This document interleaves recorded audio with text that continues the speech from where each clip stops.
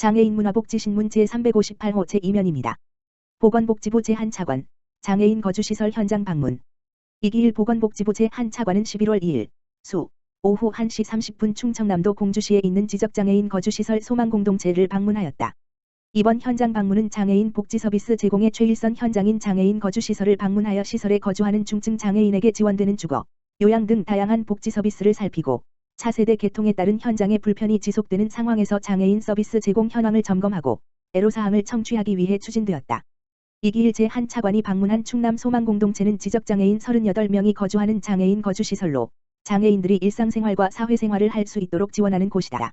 장애인 거주시설은 중증장애인, 영유아 장애인, 지체 청각 시각 장애인 등 유형별 시설과 공동생활가정, 단기보호센터 등 다양한 형태로 전국 1,535개소가 설치되어 28,500여 명의 장애인이 거주하고 있다. 이기일 제1차관은 장애인 서비스 업무 담당 지자체 공무원과 기관 종사자 등과 함께 간담회를 진행하였다.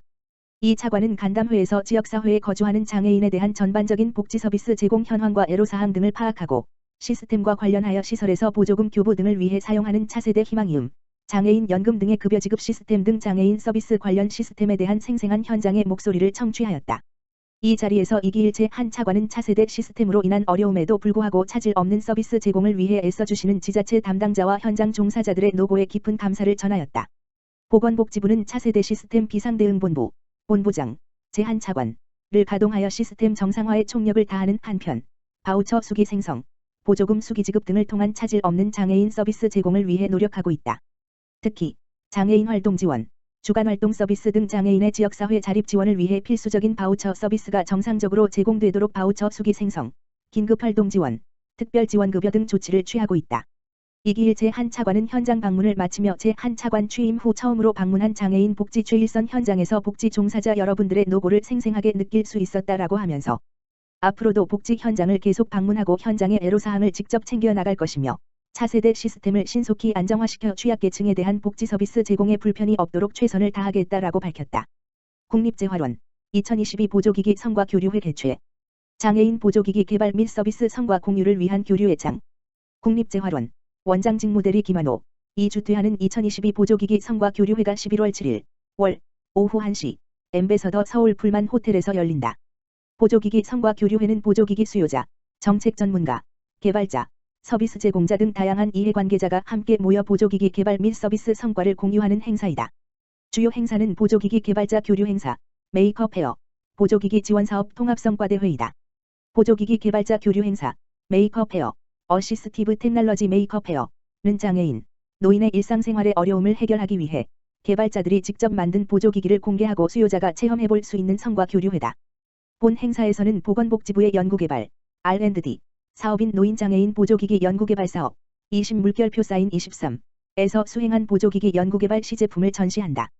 전시 품목은 입술 마우스, 전동 휠체어 후방 카메라, 개인 보조기기 등 수요자와 개발자가 함께 개발한 생활 밀착형 보조기기 23종과 기능형 전동 휠체어, 점자 디스플레이, 가변형 욕실 화장실 등 국산화 보조기기 31종이다.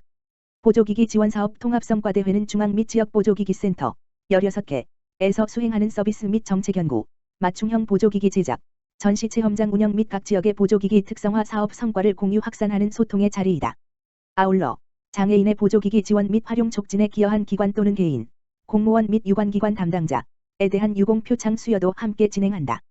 김한호 국립재활원장 직무대리는 노인장애인 보조기기에 대한 일반 대중의 관심을 높이고 보조기기 산업을 활성화하기 위해 정부와 보조기기 이해관계자 모두의 노력이 필요하다라고 하며 보조기기 성과 교류회를 통해 보조기기 개발부터 서비스까지 아우르는 대화의 장을 꾸준히 마련하겠다라고 전했다. 제5회 전국장애인권익공호기관 대화 성료. 중앙장애인권익공호기관이 지난 26일 서울 여의도 이룸센터에서 장애인권익공호기관 고고라는 슬로건 아래 제5회 전국장애인권익공호기관 대회를 성황리에 개최했다.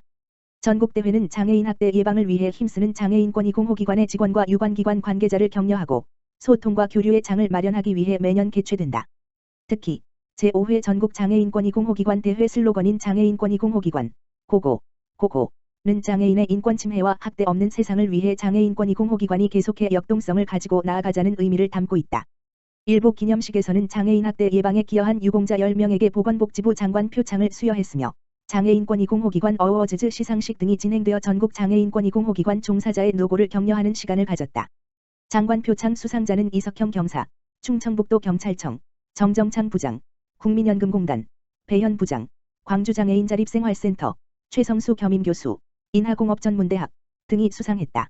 안계선 관장, 강원도 장애인권익공호기관 등 장애인권익공호기관 수상자 6명은 장애인 학대 사건에 적극 대응하여 피해자의 삶의 회복을 지원하는 등 장애인 권리구제와 권익공호에 기여했다. 이어 2부 특강은 용서하지 않을 권리 저자 김태경 교수를 초청해 진행됐다. 특강에서는 학대 피해 장애인을 바라보는 시선과 태도, 당사자 중심으로 한 피해 지원에 대해 고민하고 원활한 장애인 학대 사건 대응을 위해 장애인권익공호기관이 나아가야 할 방향을 모색하는 시간을 가졌다. 중앙장애인권익공호기관 은종군 관장은 이번 제5회 전국장애인권익공호기관 대회를 통해 학대 없는 사회를 위해 힘쓰는 모두의 노고에 진심으로 감사드리며 앞으로도 장애인의 학대 예방과 권익공호를 위해 최선을 다하겠다고 밝혔다.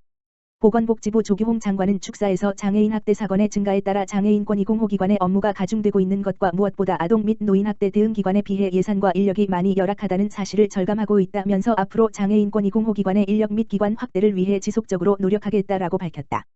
방통위, 이천스무드 장애인 미디어 축제 개최.